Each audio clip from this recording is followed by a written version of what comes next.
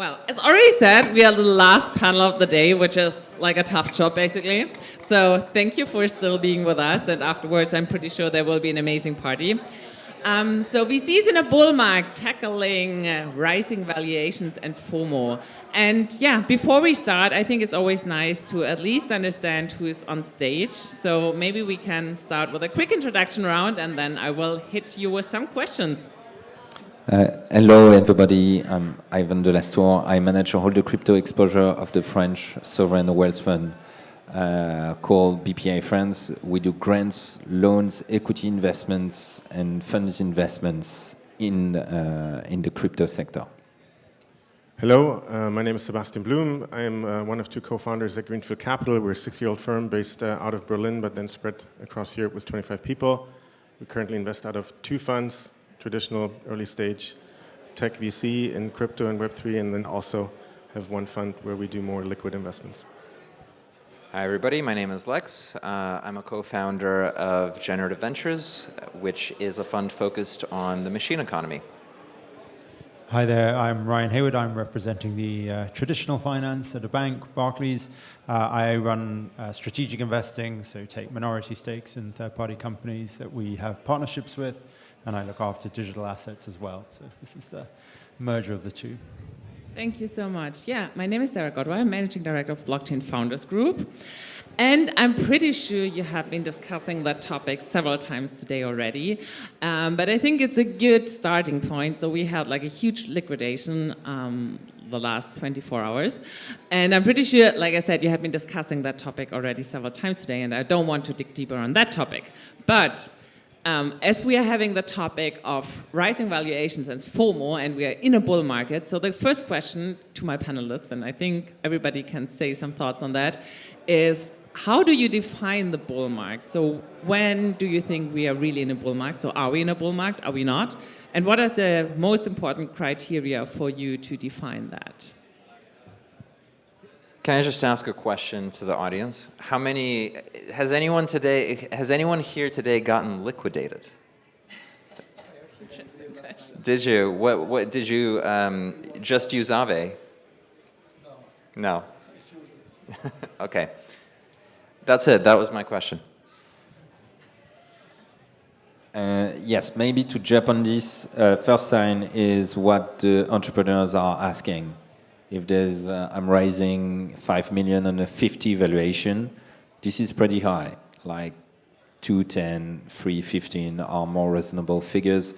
So that gives you a temperature of the market, what the entrepreneurs feels they can get for money and for valuation. So that's the first sign, because most of them are rational, so if they ask this, after several meetings, of course, it means that they might get it.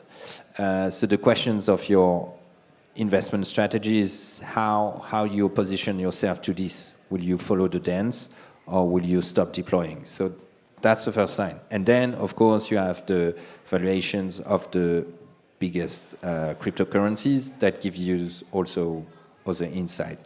So balancing between the two is the first I would say reflex to have, because it's 2 very important market segments you need to monitor. It's very basic, but at the end of the day, if you do this, you have kind of a good position of a fear and greed index. Nice. So break it down to valuations and Bitcoin price, basically. Any other thoughts on the topic, how you define high markets?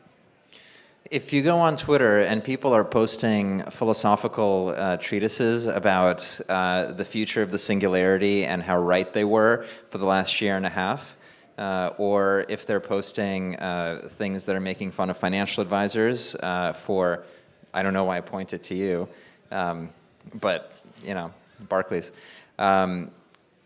for not investing in Bitcoin and so on, right? So the more poetry there is on Twitter, I'd say the more of a bull market it is, and the more sort of dark humor and painful memes like today, the more we are closer to a bear market. I mean, to seriously answer the question, there's a bunch of things that signal the top of the bull market, and it's when people get profoundly stupid, which they have. And you can start that from the Trump meme coin all the way back. Whether it's people chasing PvP trading against each other, whether they are in the very open pump and dumping, and people being revered for running pump and dump scams, meaning any meme coin on pump.fun. Whether it is celebrities sporting NFTs as a status symbol or issuing NFTs like Iggy Azalea. And then, again, when the investor class like us starts to say philosophies about why these things are actually good, that's usually the bull market. Got it. Thank you for sharing. Any other thoughts? I think it's incredibly hard to say. And look, this is like a wishy-washy answer in a nutshell, but to then split it open, I think we tend to look always into history and kind of want to extrapolate on patterns, and the previous cycles have sort of like mapped on each other a little bit, enough for us to kind of always go back to that historical curve and say, look, it's the halving, the Bitcoin dominance we look at, et cetera, et cetera. I think where it becomes incredibly difficult is that these times are just very, very different compared to the past. And there's 2 or 3 things to that. Certainly you have regulatory progress, so it's not that the floodgates have opened, but there's an ability for people through traditional means and channels to come in a very soft, protected sort of way. What makes it very hard is that the new administration in the US, we look beforehand and we're kind of like when Trump showed up on Bitcoin Nashville, everybody was like cheering, yes, somebody's coming who's going to take Gensler off and it's going to be easier, et cetera, et cetera. But then that whole Trump meme coin and everything in the aftermath has sort of like been very depressing for builders, especially. Yeah. So it's kind of like you see on the horizon, regulatory frameworks are put in place. The largest economy is certainly going into deregulating this industry, which means that a lot of the malicious actors may, hopefully not, may come about, and that all of a sudden will take this industry with a lot of craze again, which, by the way, is perhaps, one could argue, good for the existing portfolios of ours. So there's always this half glass full, half glass empty, but it's going to stay massively crazy. So it's kind of difficult saying where we are on the pulse. I think we're clearly on an uprise, especially when you look at fundamentals and traction in the protocols, etc. But we're a lot further ahead than we were in the last definite bear market 2 years ago. Yes, and we monitor internally 250, I would say, narratives and sub-narratives regarding blockchain. So blockchain and supply chain is one. NFT in gaming is one. And the good news is that when you still have entrepreneurs in these narratives that are believing about improving the tech and the use case, in a way, we did the right choice sustaining this ecosystem. So I'm very bullish on the fundamentals. Regarding the market cycles, we are, in a way, we know that we have to go through several cycles. Maybe it is a crazy cycle and everything will blow up in some months, but we recovered from FTX, and everybody remember this very dark day where every market maker was calling you, like, did you see? Do you have exposure? And if we've been through this, we can go through other cycles. So I'm 100% optimistic that there will be other cycles, and the idea is to continue to sustain cleverly this ecosystem, and that's what we try to do. We'll do some mistakes, for sure. But hopefully we will still be there. Okay. Ryan, do you want to say? I want to switch to the next topic, Okay. but if you like, please feel free. No, you go ahead. Yeah, okay. So, Sebastian, I know that you're investing already since a long time, and so you've seen many periods of investing. And so coming a little closer to the VC game, so what are your experiences from founder evaluation and teams and business side, and what has changed over the cycles in the past? Yeah, there's a couple of things that are very similar, and then there's, like always in life, it's balance. There's some things that are very, very new. I think I want to start on a high level. It kind of feels like really unprecedented times with these asset class. This is obviously here a conference that's dedicated to this topic. It's an echo chamber. But when you look outside on the street, people have a really difficulty understanding what this is, what the asset is, how it moves, how it trades, what the fundamentals are, and how it's being valued. And because of that difficulty, you can see massive inefficiencies in the market, and there's opportunities that come with that. I'll try to be specific. So when we entered the 22 sort of bear market, I think compared to before, you saw that people had still raised massive amounts of money. It was in their pockets, really incredible teams, very talented, not only technical people, but marketing people that build out their product. And they're really run like startups when you think about it, which wasn't the case previously in these ICO times and so forth. So you had this bear market, but people were pretty much focused on what they had in their control, delivering products, pivoting if that product didn't fit the market, finding product market fit ultimately in a community, and then going to mainnet and then listing the token, spot prices, evaluation being 24/7 available. And what you saw happening in the last 2 years that people still sort of like did that, but it was in a clear bear market environment. And now the trick is kind of that some of these valuations are not being recognized by the market, especially on a day like this, which is crazy. And that some of these valuations have come down even further down than the previous private market financing rounds. So what's interesting, especially now, as us as an early stage VC, is that some of these teams you either have invested in, you can invest again, or some of these teams you haven't invested in, but you stayed in close touch, the industry is small. There's massive opportunity that comes with that. So when we're evaluating teams and products and the market and the progress, there's fundamental data that's just not being recognized. And I think just the vast amount of protocol teams that have shipped product, there's revenue, there's growth. In theory, everybody in this room can look into those open source dashboards or run their own analytics. It's just on a day like this, crazy.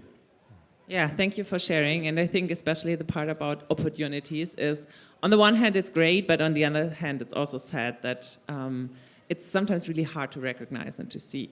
Ryan, maybe in your direction about investment strategy. So how do you make decisions? How do you approach the market, especially in times like we have nowadays? Yeah, I was going to say, we hinge our thesis on the strategic overlap with Barclays. So the idea is, you need users of the technology within the bank, and that underpins how you think about the investing piece. So for us, there's actually a bit of a dislocation between the froth that you might see on the crypto side and actually the wider definition of digital assets. And it sort of harks back to some of the points that have been made already, which is, in a way, we approach this from some of that traditional asset pieces. So, what are you doing in terms of tokenizing some of the real world assets? Or what are you doing in the post-trade world to improve processes and efficiencies, which is not particularly linked to the DeFi world. And those businesses, they might have been caught up a little bit in that crypto hype and winter before, but these are fundamentally B2B businesses doing the hard yards, going through institutions like the big banks, and it takes a long time for them to get traction, right? To build those networks of users takes a significant amount of time. And so I've seen like a slightly different inflection coming out of people in that space and the banks, where they really are looking hard at how you monetize now, right? So there was a long period of trying stuff, getting pilots out, doing all of that good stuff. I think the patience has worn a little thin with that, and now it's focusing more on monetization. But there's a recognition that that's a very hard lift in the traditional world.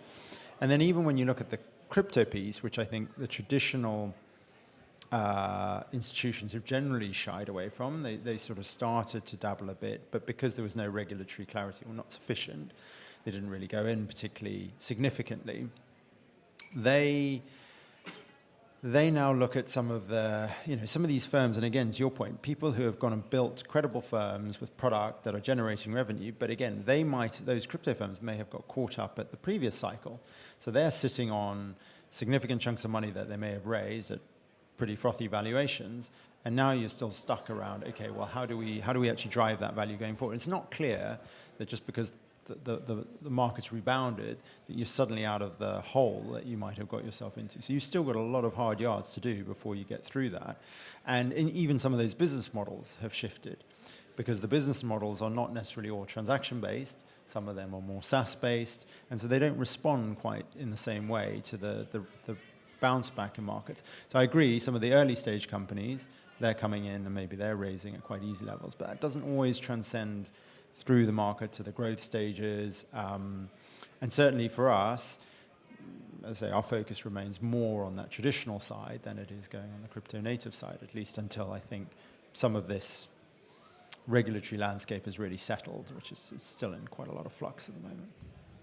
Yeah, thank you for sharing. So, because we tackled that topic already several times, I think each of you already mentioned it, and maybe Lex, you can elaborate a little more on the topic of how do we find fair valuations, especially if markets go up, markets go down, and the startups, the startups are not better or worse only because any coin is going up or down. So how do we find fair valuations in that case?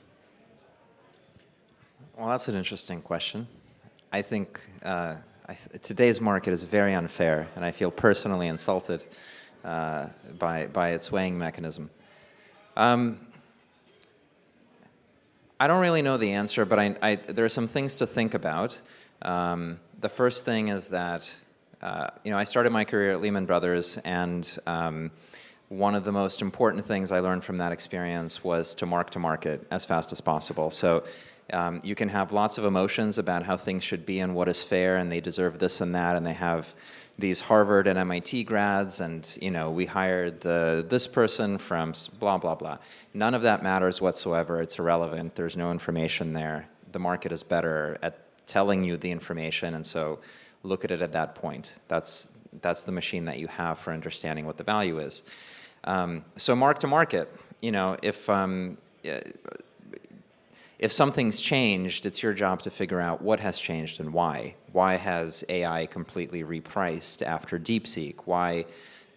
What do people expect from the tariffs about risk on capital and risk off capital? Like, that's important.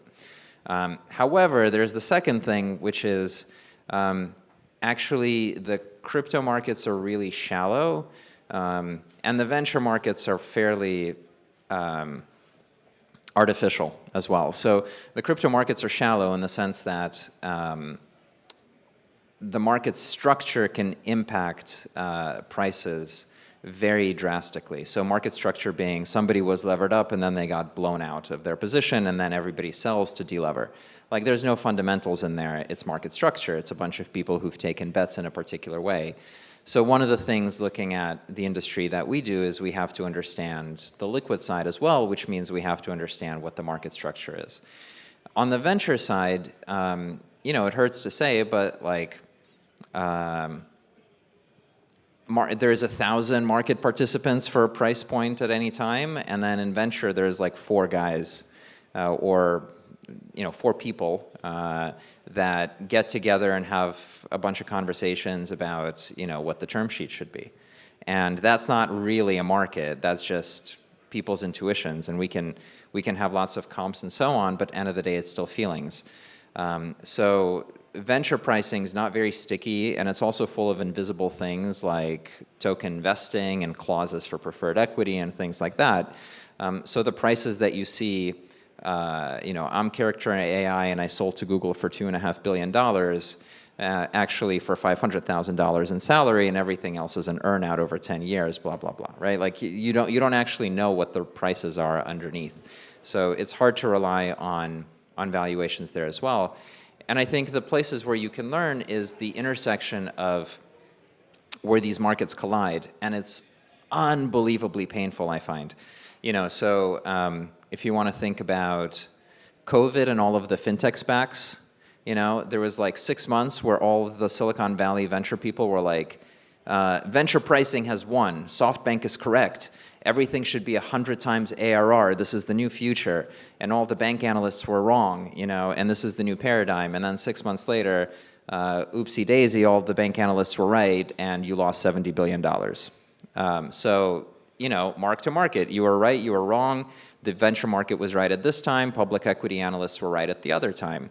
It's correct to wear the pink shirt and it's correct to wear the suit. Like, it just depends what the market is. You have to understand what you're playing. And then on the crypto side, like, I find this really frustrating with tokens and equity, because we invest in the equity of companies, but then the tokens float and provide exit. So you're spending most of your time being like, team, founder, projections, fundamentals, what's your cash flow model? And then it's, you know, the thing that happens is the absolutely dumbest and stupidest clown show that's possible, full of criminals, is how you exit the actual investment. You know, and I'm being fairly aggressive here, but that's because I'm absolutely livid about the last 3 months of the market. It's horrible to people who are actually trying to build protocols and survive in this business, because we all have to pretend as if it's normal and okay, and it's clearly absolutely a waste of everybody's time. You know, and so the only advice I have about fair valuations is to have self-awareness about what game you're playing, who your opponents are, what the market structure is, and, you know, what the potential outcomes could be. Well, thank you for this really interesting and big answer at that point. I totally agree. I also had the point about token and equity on my plate. Any other thoughts to that topic related to it's still never, from a VC perspective, it's sometimes really hard to decide, is it better to invest in equity or token, or maybe both, and what changes? And quite often startups launch a token, but if they don't do it right, or maybe something bad happens, it's only going down, and then that's it, basically. So any further thoughts on the token topic? Yes, I totally agree with Lex. But this token leg is it's great, and it's a curse, because if you take a classic B2B venture cycle, you build a great product and you try to sell it to a corporate that doesn't care about it, and you just want to sign something with Google, and if you're lucky enough, you get bought by Google, and as you mentioned, you don't really know if you made money. And with crypto, you have this crazy leg, which is called tokens, and that moved the market many times. And in some way, it makes you go further, maybe in a bad direction, but at the end, you move faster. And that's what I really appreciate about this market, where we have the luck to invest in every field. We invest into quantum computing, but this is the worst sector ever. It's only B2G. Like, can you imagine? Like making investments in this field, where in crypto you have these cycles, and if you do the right investments, I really think that some great entrepreneurs can take advantage on these cycles and get the maximum runway in equity or in tokens, and that's what we hope. Unfortunately, in this journey, you have a lot of crooks that will get money out of it, but at the end, as you mentioned, the market will choose the winners and the losers. Yeah, thank you for sharing. I want to open another, let's say, big topic, Europe versus the US. And I think there's so many things to discuss. I mean... Can we talk about something nice? You know, like, okay, you want to make a suggestion? I need help. Anyone in the room? What's going on this weekend, you know? I mean, these are like nice questions as well, but I think the topic of Europe... What's your favorite tariff today, you know? I mean, happy to discuss this as well, but maybe let's start this discussion in 30 minutes if the panel is over. So, no, I think like from a bank perspective, European banks are slower to adapt, and the valuations are like a lot, not that high like in the US from a startup perspective. And I mean, especially now what's going on, what's ongoing, what's happening in the space, like, what's your perspective on Europe versus the US? I mean, to a certain extent, it's a bit of a false dichotomy, because you have these debates in public markets, and they say, well, is the US expensive relative to Europe? You're like, well, if that's always the case, then is there really an arbitrage opportunity? Does it ultimately matter? I guess the bit that's interesting is, you know, Europe came out with some regulations which helped set the tone. Obviously, the US was ultimately offside for quite some time. But you've mentioned things like FOMO, and maybe it's not the right context to apply that to bureaucracies or governments, but ultimately it does drive some of those considerations, right? And you're starting to see that. The US, as the administration was coming in, people started sharpening their pencils globally, and some jurisdictions were already pretty focused on digital assets. Others are waking up and saying, well, actually, we can see that people are showing up to the party now. As I said, this is not just purely crypto. It really can transgress across the whole financial continuum. So we need to start finding responses to this. We need to start articulating positions. So in some respects, like a lot of this stuff, it does provide some impetus, some energy that hopefully gets people thinking about it. And that can span all the way from crypto venture markets right up to central banks and how they think about regulation. So, again, I think definitely an impetus there.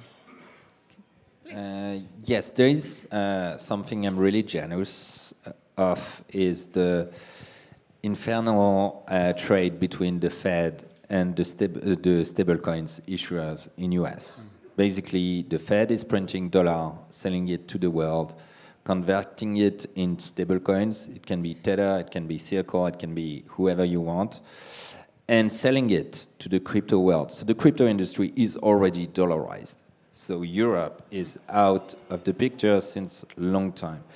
And for the moment, and this is a personal opinion, but the European Commission just answers like, we will have a digital euro. So the first question is when and why?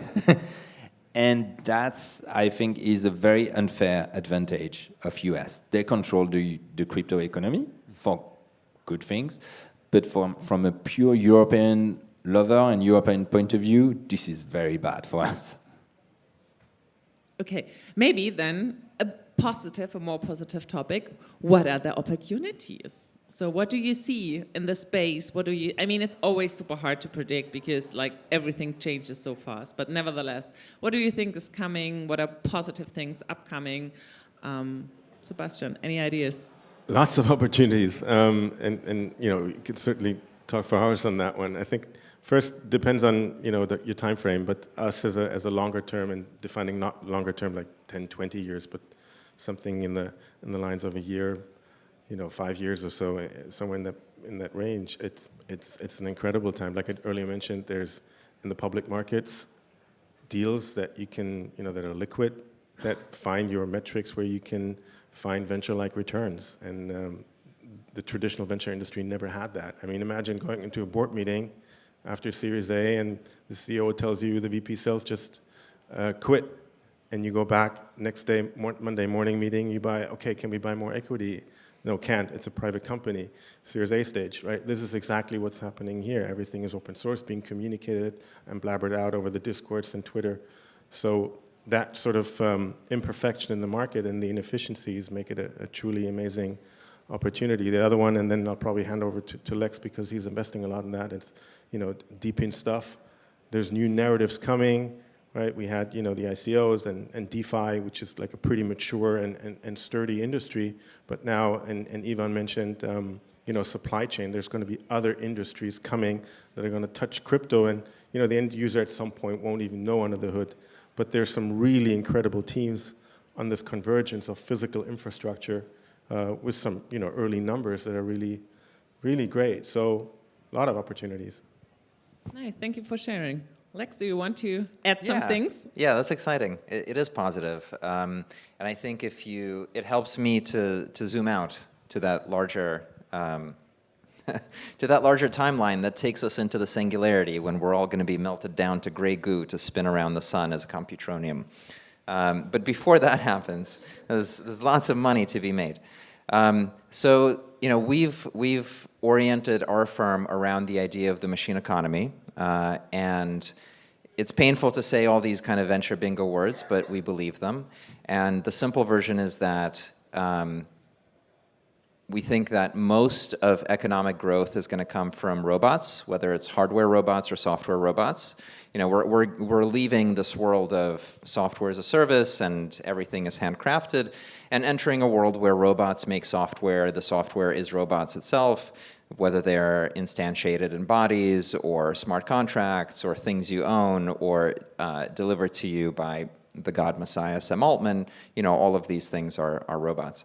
And so they generate economic activity. That's their primary thing, which means certainly lots of questions about what people get to do, but they generate economic activity by creating products and goods and services, and people buy those products and goods and services, and then there's a lot of consumer surplus because all of a sudden it's much cheaper to make the thing. And so there's much more value to everybody. And then the secondary question is, okay, if that's the case, what is the economic and financial infrastructure, or economic architecture and then financial infrastructure to deliver that? Like, who owns the robots? How are they going to be trained? How are they going to interact with our data? How do we control them? How do they control us? What's the payment architecture between them? Who's banking them? Is Barclays going to have billions of transactions worth half a penny a day between robots that are all over China and Nigeria, Turkey, Iran, and the United States? I mean, obviously not. Maybe the big transactions, yes, but not the sort of insane swarm clusters that we're going to see. There's 1 million tokens that's issued every month. Tokens are like YouTube videos. And banks are like the movie studios. We got to make Star Wars. Yeah, you can make Star Wars, but there's 1 million YouTube videos that are being uploaded, and Mr. Beast is very different from Star Wars, right? And in the same way, in this economy that we're entering, it's far more automated. So I think that's for us the North Star of how do we play in the crypto and the fintech world in a way that supports the transition to this economic paradigm. And I think for us there's kind of 3 pillars of investment. One is very directly around crypto AI and Deepen. Deepen being the hardware robots and crypto AI being the software robots. And there's lots of stuff there around value chains and around building networks for these things. And there's some really interesting kind of challenges to big tech that are being built out of those sectors. The second pillar for us is protocols, and so everything that was promised has come to pass. Ethereum scales, it can be private. All the things that everybody was gnashing their teeth about in 2017, energy usage, like it's done. Don't think about it anymore. It's complete. You don't have to have meetings about the impact of these things anymore. Like, it scales, and it's getting better. It's being, Solana's already parallelized, and then within Ethereum, there's parallelized computation, and many other protocols will be able to kind of scale and do way more stuff. And that's amazing. And then finally, financial applications. So DeFi is a profound innovation. I mean, truly profound innovation. There is nothing that will fix the unbanked global problem like crypto and DeFi. It's already done. It's obvious. You don't even have to think about it. It's here. If you deny it, I don't just read things on the internet and it will be clear to you. But there are, now that is available, there is the sort of curve of adoption.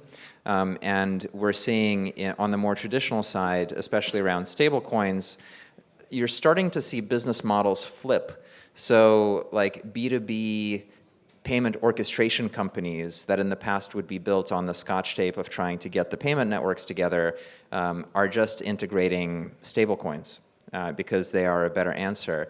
And so all the fintechs that used to push back against having to touch crypto, are finally waking up to what you can do using this infrastructure, not as a digital transformation, but as the only correct thing to do because it's the year 2025.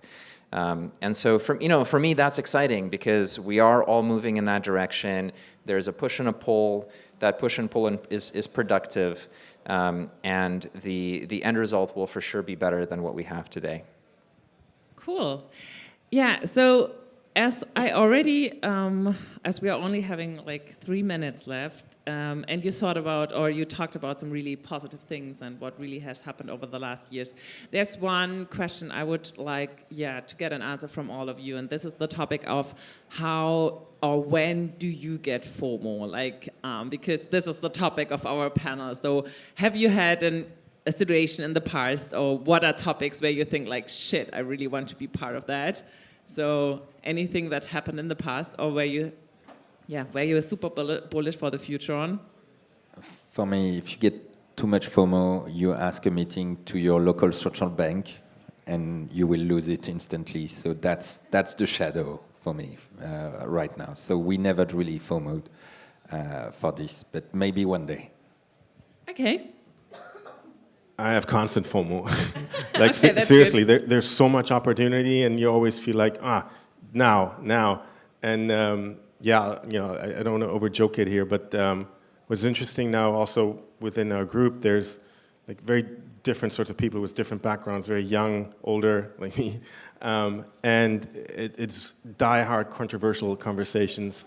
So you always have someone in the team that has some sort of FOMO. And I think it's attracting also a little bit the industry, right? You have, like, I come out of traditional VC where everything is hidden in the books for like many years until it surfaces. And here it's like, oh my God, you invested, half a year later it did whatever, like a coin list, and all of a sudden, boom, it's up 20x. But then you're locked, and should I buy more? The founders. So this industry is can be tiring at times in both ways. Thank you, Ivan. Well, as I say, if it wasn't for the fact that the previous cycle was so recent, perhaps I would fall to the temptations of that. But as I said, I think that was quite profound. It caused quite a lot of carnage. So hopefully people still have some memory around that. But equally, I am excited about the opportunities, and I do think, at least from a bank's perspective, as you start to get depth in market, whether that be derivatives or margin that goes on this, that starts to become quite interesting. And we maybe are starting to get to the point where banks are able to start considering some of these opportunities. Cool. Lex, final thoughts, or yes? The only place where innovation comes from is innovators. It doesn't come from anywhere else. And so the more things are uncertain and foggy and weird and scary, the more important it is to actually go in there and do things.